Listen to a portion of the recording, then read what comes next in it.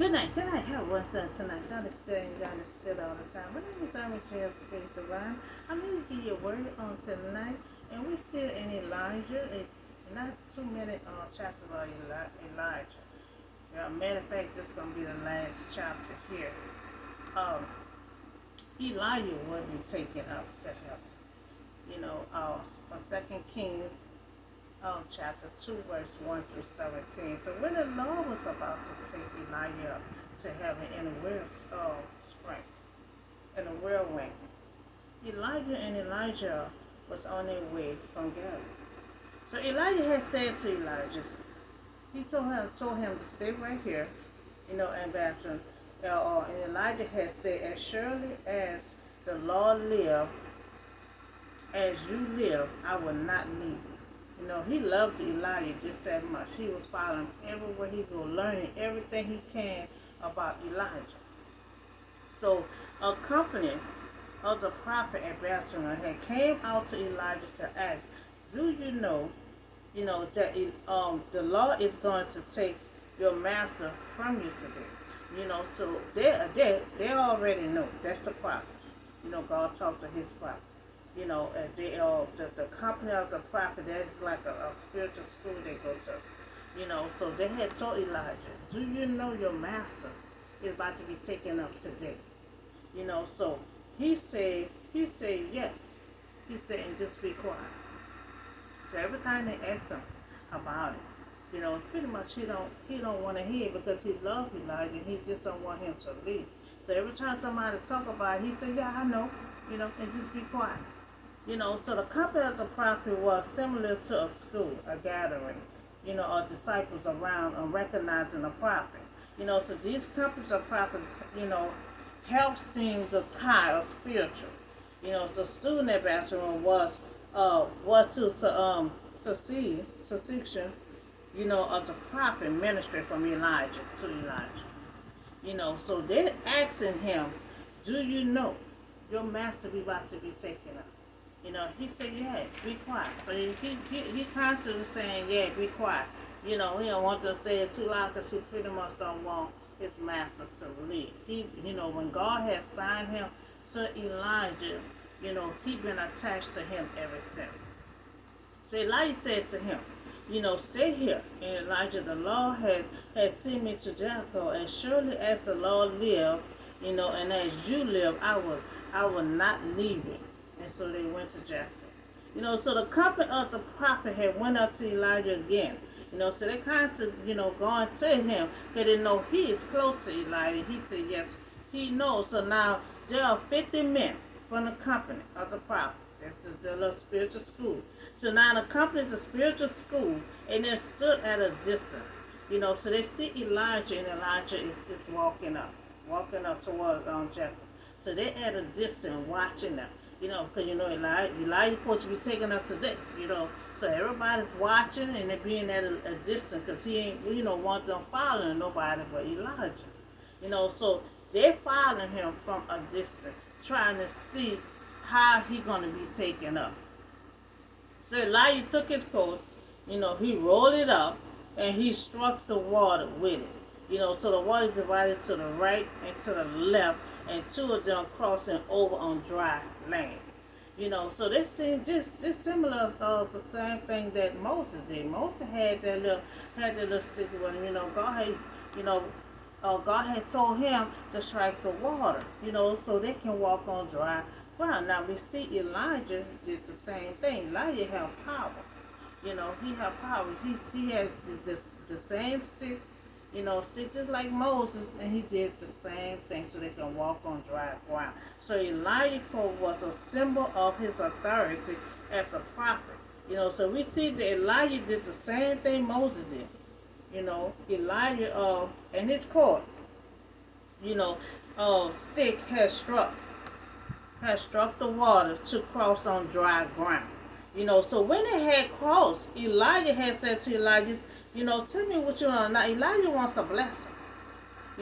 Because he's been working under him ever since God had assigned him to him. So he asked him, he said, what can I do for you? Just tell me, what can I do for you? You know, what can I do for you? I am taking from you in a little bit. So what can I do for you? You know, so Elijah just want to bless him before he leaves. So Elijah replied, "Let me inherit a double portion of your spirit." You know, so this similar here of Solomon. You know, God asked him, "What you want?" You know, and Solomon, he didn't ask for no money. He didn't ask for no silver and gold. He asked for wisdom, you know, discernment. He said, "Give me those things right there." You know, he realized that's more important to him than money. You know, and we see Elijah doing the same thing. He didn't ask for no money. You know, he didn't ask for silver and gold. He asked for a double portion of his spirit. He know that is very important. He said he know that's power. He been working on Elijah. He see Elijah using this thing, you know, closing that water up so they can walk on, and doing this and doing that with that stick. He know if that stick is powerful. You know, so he rather ask for the double portion of his spirit. And you know, when Elijah take it up, everything else gonna fall down. His coat that he wear, and that stick, and he gonna have his spirit. You know, so he gonna perceive the same work, the same duties that Elijah was doing. He just gonna take over. You know, he gonna know exactly what to do because he gonna have Elijah's spirit, and he gonna have that coat. You know, so Elijah asked for a double portion of his spirit. So Elijah will ask us to be Elijah's heir. You know, he wants to be his heir. That's what he was saying. You know, assessor. You know, the one who will continue Elijah's work as a leader of the prophet. You know, but Elijah said, "You asked for a difficult thing." You know, so he didn't ask for no money. You know, he asked for no material stuff. You know, he asked for a double portion of spirit. Now, you know, that's something he cannot give nobody. Nobody but God.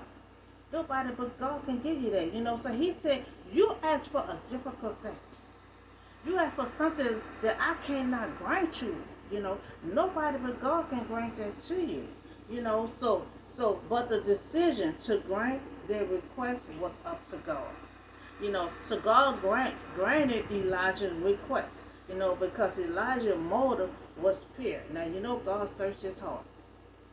God was trying to see, you know, if I can put this spirit in you. You know, if you're going to do good by it or you're going to do evil by it, you know. So God searched his heart, and he realized, you know, Elijah's motive was pure. You know, so his main goal was not to be better than Elijah or powerful than Elijah was, you know, but to finish and accomplish what Elijah was doing. And that's just what he gonna do. Whatever Elijah left off at, that's what he gonna take over at. You know, Elijah was helping these widows. He was helping people with drought and all that kind of stuff. So Elijah gonna be doing the same thing. Whatever Elijah took off at, that's what he gonna do. You know, so Elijah said, "Yet if you see me, you know, when I'm taken up, it will be yours." You know, he said it will be yours because he let them know God record, God approval. You know, so as they was walking along, now you know this can happen with a blank eye. You know, so as they was walking along, you know, you got 50 other men. You know, they're at a far distance, still watching. You know, today is the day that Elijah gonna be taken up. You know, everyone is watching to see when that day is. What's gonna happen? How it gonna happen? You know, so as they was walking along, you know, talking together, suddenly, you know, a carrier of fire, you know, in hearses, you know, fire appear and separate, you know, the two. You know, them two were walking real close. You know, he tried to walk so close with Elijah. He wants to see right before his eyes how he gonna be taken up.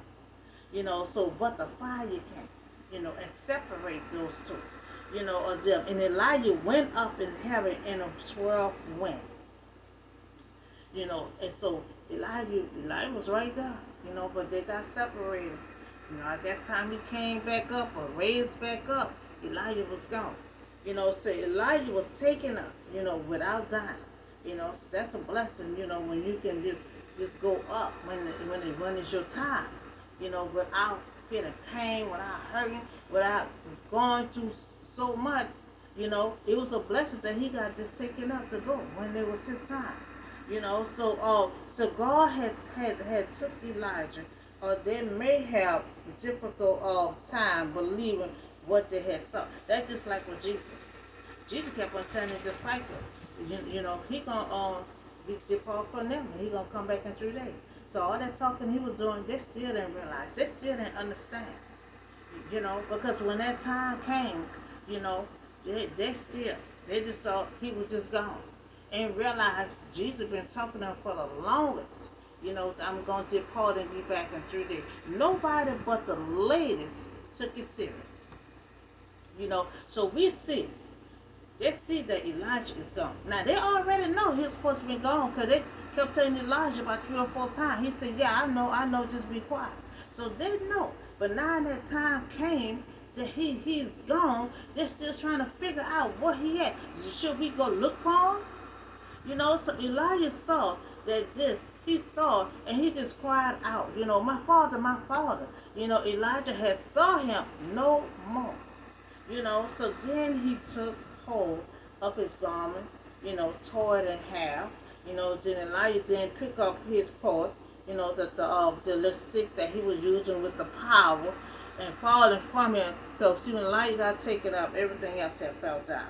And he went back and he stood on the bank of the Jordan, and he took the cord that had fallen from Elijah and struck the water. He struck the water and divided into the right and to the left to cross over. So he did the same thing Elijah did, but he was trying to demonstrate for himself if it's working. So he struck the water, just to put on so he could cross over on dry ground. And he see that it worked. So Elijah, he don't realize God is using his power. So a lot of prophets, we don't have no power unless God uses the power. That's just like with Moses. Moses disobeyed his command, but God still allowed him to strike that water, to strike that rock, and the water came out. It wasn't before God still used his power, he would have been still hitting that rock. But God wanted his people to have water, and so he thought, and a lot of times they'll think they're using their power. Well, okay, because he told Israel, "I'm about to give you some water." All the while, if God wouldn't use his power, he would have been still hitting that rock. So just like Elijah had that sick. It wasn't Elijah using the power, it was God using his power. Allow different things to happen. Allow that water to close out to dry ground. So Elijah commissioned as a prophet of God. So they are recorded to demonstrate Elijah's new power and authority as Israel's chief prophet under God's ultimate power and authority. Now, Elijah struck the water, was pleading with God, confirmed his appointment as Elijah's successor. So the company of the prophet from Jericho who was watching, and remember there was far away watching. So everybody was watching, and they still couldn't see him went up, because see, God had all that wind, that is swirling wind, just swirling around, and swirl Elijah on up. So they was watching. The spirit of Elijah is resting on Elijah. Both of their names pretty much sound the same. Elijah. So and they went to meet him and bow down to the ground. So they realized that Elijah's spirit had rested on Elijah. So the ones that were watching, they went over there and they bowed down to him. Because they respected Elijah. So they respected him. So when they realized the spirit got on Elijah, they went over there to bow down. So Elijah had to watch his mentor. Imagine you work with somebody for a long time and you love them. You love them, you respect them and everything. So he worked it closely with Elijah. So imagine that you had to stand up there, and watch your mentor go. Now, who was faithful, that carried on his role as God's prophet. So when he saw Elijah, passing the duty to the prophet to the next generation, so Elijah had to say goodbye to his old life mentor to move fall. So Elijah commanded Elijah to remain in Bethel. Elijah refused, saying he would never leave Elijah's side. And see, he was dealt with Elijah to his last day. And Elijah had to go through no pain or nothing. He was blessed to go straight on up. And Elijah always said, I will never leave your side. Long as I live, long as you live, I will never leave your side. And we see that he was walking side by side with Elijah. When that wind came, when that fire, that wind came, it separated them apart. So for God to send Elijah up. So Elijah expressed, his love and faithfulness, not only to Elijah, but to God too. Because see, he had to love God also for God to leave that power, that spirit and that power, to him. And God saw that his motive was pure, because he didn't want to see how he wanted to be better than Elijah. He could do a better job. Some people, they'll feel like I could get in your spot. I could do it better than you. But his heart was not like that. His heart wasn't like he wanted to do better than Elijah. He worked with Elijah side by side. And he didn't ask for no money or none of that. He said, just leave me a double portion, of your spirit. He wanted to carry on Elijah's work, his ministry. He already know what to do because he worked with Elijah side by side. So he received the blessing of the mentor until he watched his mentor vanish, up into heaven. And they wanted something. Now they already knew Elijah gonna be taken up. But then when they see him, gone, they want to go around and go search for him. Already know where he's at. And so Elijah already know where he's going to be at. They searched for 3 days and could not find him. You ain't going to find him. So Elijah told them, no, don't go look for him. Because he already know where he was at. But they were determined to go look for Elijah and search for 3 days and still could not find him. So Elijah already knew his master was going up, was going to be taken up. But they were persisting on looking for him, looking for their master for 3 days and could not find him at all. So they said for 3 days, came up with nothing. Elijah had said, did not tell you, you was not going to find him. So they didn't want to listen. Elijah already know where he gone at. He said, I told you, just don't go look for him. So when Elijah used to work, let me tell you how Elijah came in the picture. You remember I put that out about 2 days ago. When Elijah used to work, not when he used to work. When he was working and he performed victory, over Israel when they were serving other gods. He ashamed their king, letting them know the kind of stuff that you was buy down to, you can just throw it on the ground, it's gonna break into pieces. So he got overwhelmed. He did a victory. And so when the king came and heard that all he did, they threatened. So he ran for his life. And he told God to take his life. But God said, no, I still have work for you. Not only do I have work for you, I'm going to give you 3 help.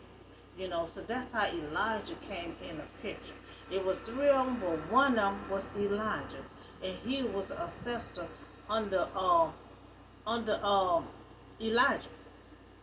And he worked it closely with Elijah. So that's how he got recommended.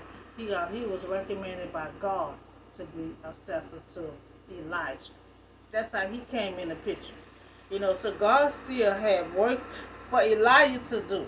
But one other man was Elijah, assessor to Elijah to work closely with him.